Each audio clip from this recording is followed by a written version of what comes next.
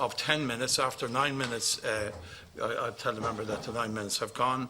And I presume because we're taking both the Minister, his department and Sports Ireland together, members will direct their questions at whoever they wish, and whoever the appropriate person is, obviously the interaction would then take place. The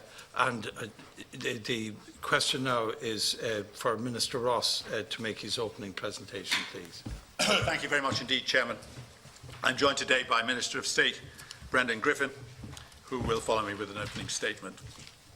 At the outset, I would like to thank the committee for their tireless work on this matter and for the light they have shone on serious issues within the FAI. Investigative journalists have also played a commendable role, particularly Mark Tighe, who I wish to thank.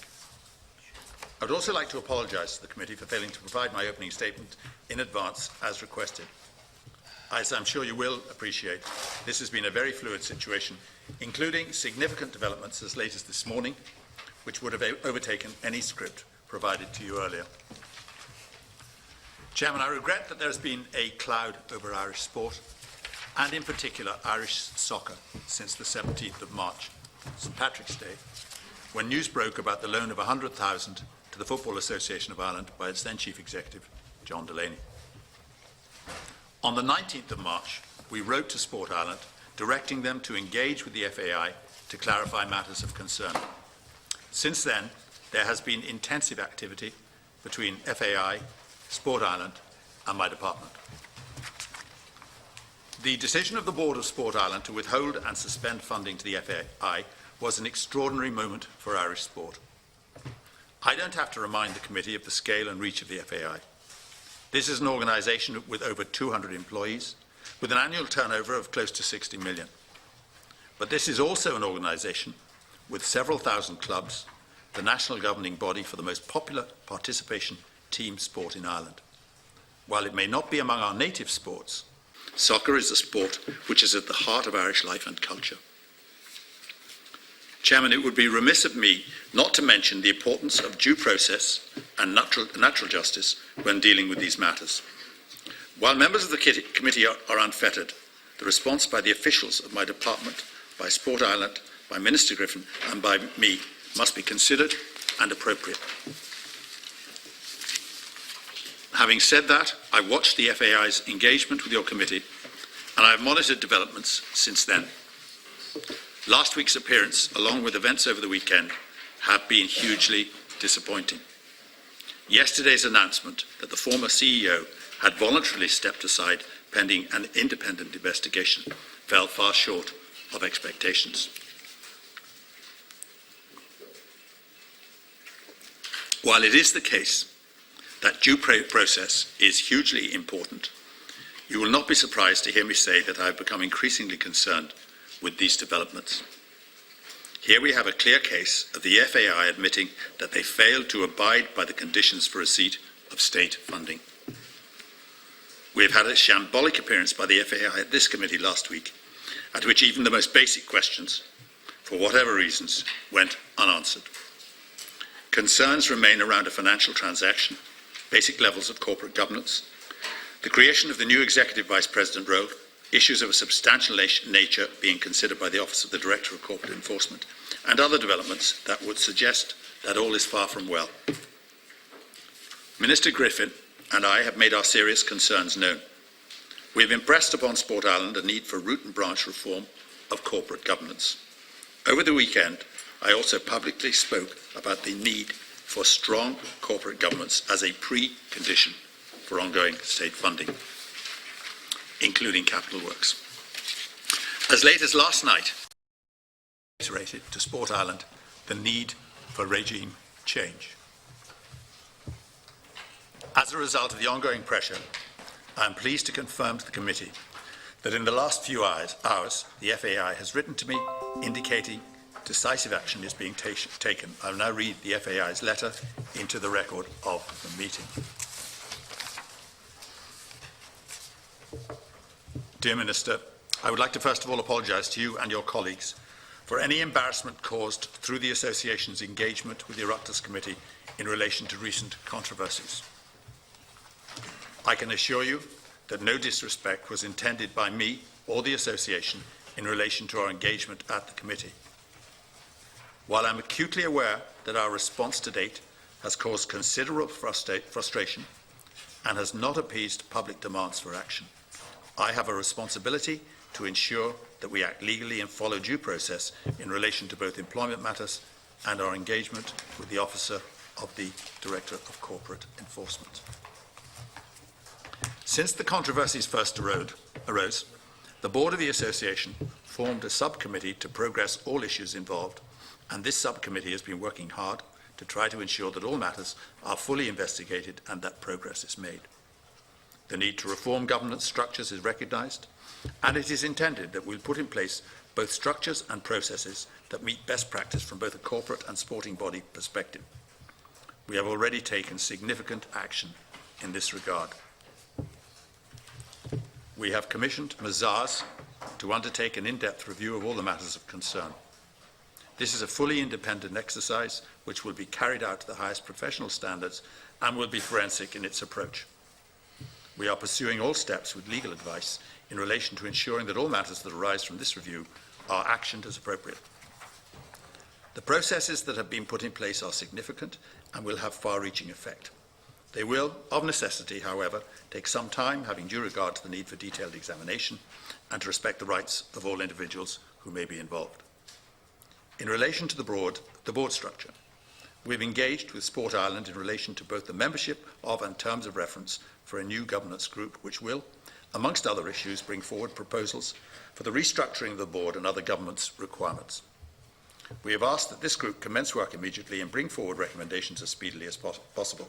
It's our intention that recommendations in relation to restructuring the board will be brought to the membership for their consideration and adoption at our annual general meeting in July, or at an extraordinary general meeting if the work of the group facilitates an earlier date.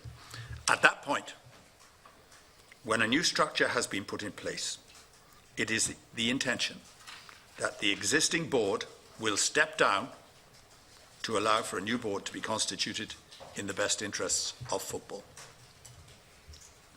It's our considered view that it is imperative that the board will be allowed to facilitate the management of these processes to conclusion, and this will address in a very real way all of the concerns that have been raised in recent weeks. It also provides that this resolution is managed in conformity with UEFA and FIFA statutes regarding governance. In the interest of all players, coaches, volunteers, fans, employees and sponsors and government stakeholders, we are utterly committed to ensuring that the FAI moves to a position where trust and confidence is restored. I hope that this letter will provide some assurance in this regard. Yours sincerely, Donald Conway, President of the FAI. I want to welcome the fact that the FAI is engaging with Sport Ireland in a process, and that they have now indicated that the board will step down. I believe that an EGM should be called before the July date, as soon as the active investigations have been concluded, to facilitate a transition to a new board by way of a transparent elections. Given the growing lack of public confidence in the FAI, this move is to be welcomed, and it is hopefully the first step on the road to rebuilding trust in this important NGB. Considering the issues over which most of this board has presided, and those issues being obvious even before the various investigations have started, it is clearly time for a regime change. As regards government funding, I welcome the swift and decisive action of the Board of Sport Ireland to suspend and withhold their funding. I can add that there will be no further government funding for the FAI until we see real change and reform in the association's corporate governance and until we have received credible answers. With regard to future allegations under the Sports Capital Programme and the large-scale Sport Infrastructure Fund, I will be closely monitoring developments on corporate governance and the conditions which must be met before Sport Ireland's funding to the association is reinstated. In this regard, no new capital payments will be made by my department to the FAI until I am satisfied with the new measures put in place. I am pleased that the FAI will work with Mazars to overhaul the association's governance. I think it's well known that I have great difficulty with organisations conducting internal reviews and investigations. So I welcome the invitation by the FAI to Sport Ireland to input the terms of reference of the Mazars exercise. I trust that the FAI will continue to liaise with Sport Ireland throughout this challenging process and in implementing any changes recommended therein. As Minister, I have responsibility for a considerable number of appointments to state boards, and I'm well aware of the importance of appointing individuals with a broad range of skills and experience, particularly in this context, financial and legal experience. The FAI should take meaningful steps to improve the process for the election of its board and to implement any recommendations with regard to the appointment of independent directors. Irish football, as we have heard, includes a broad range of stakeholders extending far beyond the FAI's headquarters at the National Sports Campus. On the new board, it would be appropriate to include representatives of the players, both male and female, supporters, coaches, volunteers and leagues. Chairman, it's been abundantly clear over the past weeks that there is an immense frustration throughout grassroots soccer in Ireland.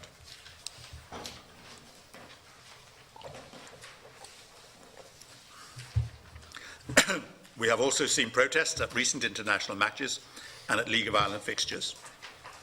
Every committee member has received a huge number of letters and emails from volunteers and supporters across the country who are furious with the leadership of the association and the way it has responded to the recent controversy. Many have also highlighted other issues which are extremely important for the future of soccer in Ireland, such as youth development, participation of women and girls, and the challenges faced by League of Ireland clubs. It is now time to convene a stakeholders forum to allow representatives from every level of football in Ireland, from the international team to the schoolboys leagues, from the local community clubs to those playing in the League of Ireland's Premier Division, to come together to shape the future for their association and for their sport. This is quite the crisis for the FAI, but it is also an opportunity to develop an inclusive vision for the development of soccer in Ireland. Minister Griffin and I will facilitate that long overdue conversation. Chairman, I will welcome the committee's observations and any questions that you will have. Thank you, Minister. Just before